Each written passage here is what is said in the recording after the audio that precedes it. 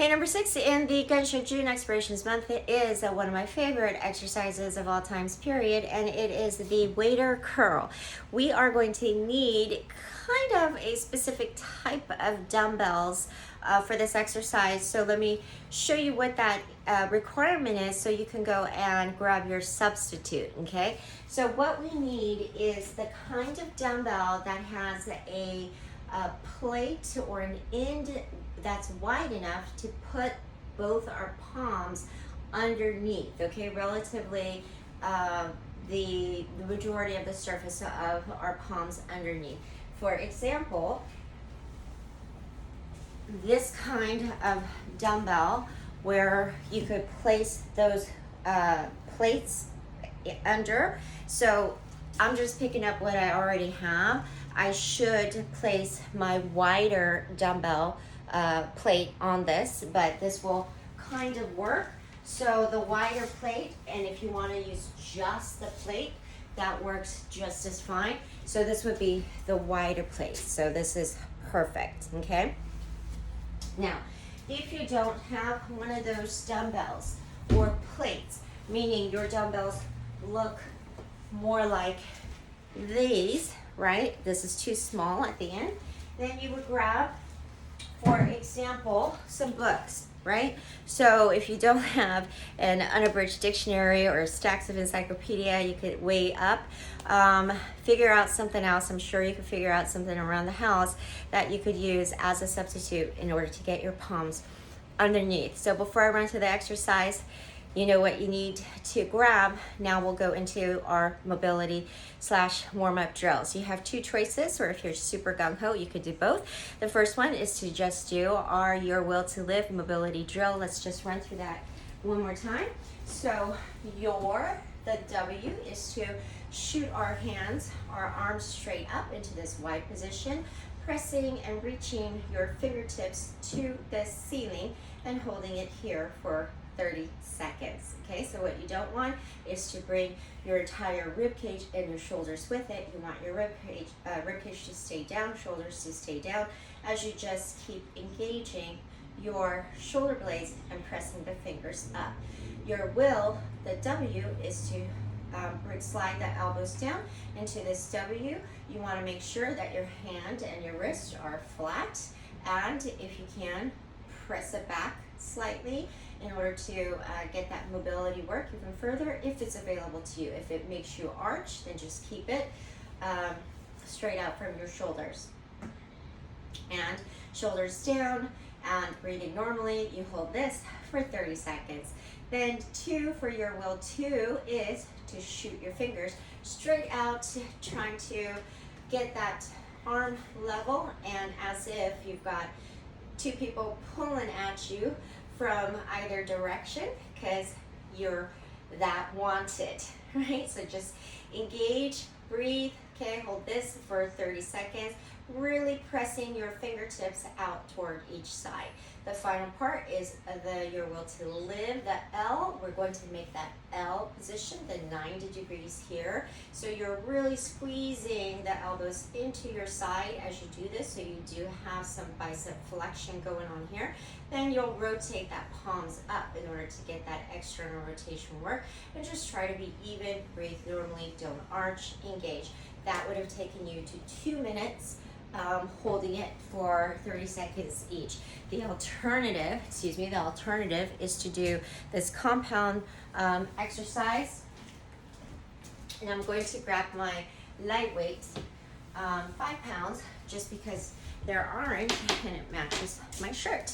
Okay, so we're going to start out with a bicep curl. We'll place your palms facing outward, so grab your dumbbells like so, and you're going to curl into a bicep curl without moving your elbows, okay? So don't do this, all right? Don't let that elbow shift. Just keep the elbows locked in place, curl it up.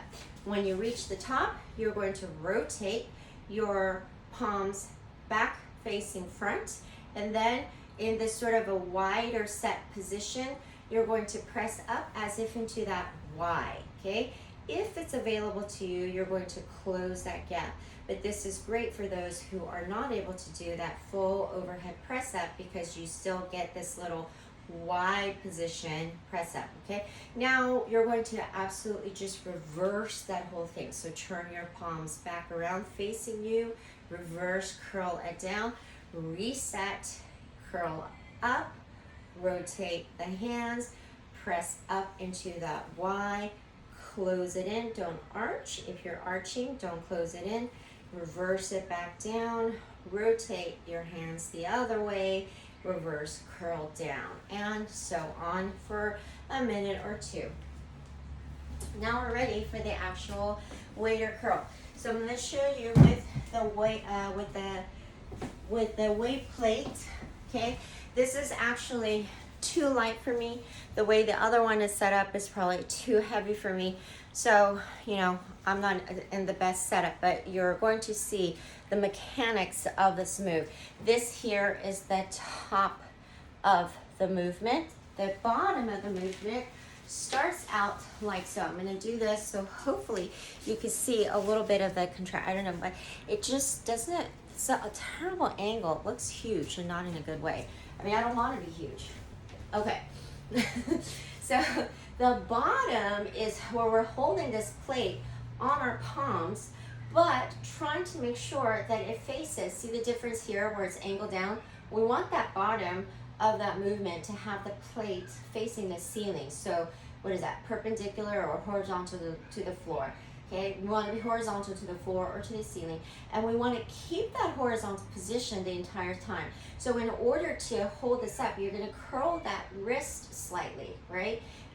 But then as you bring it up, again, keeping your elbows in place, as you bring it up, you're going to have to bend your wrist slightly the other way in order to keep that level. And this would be the peak, okay?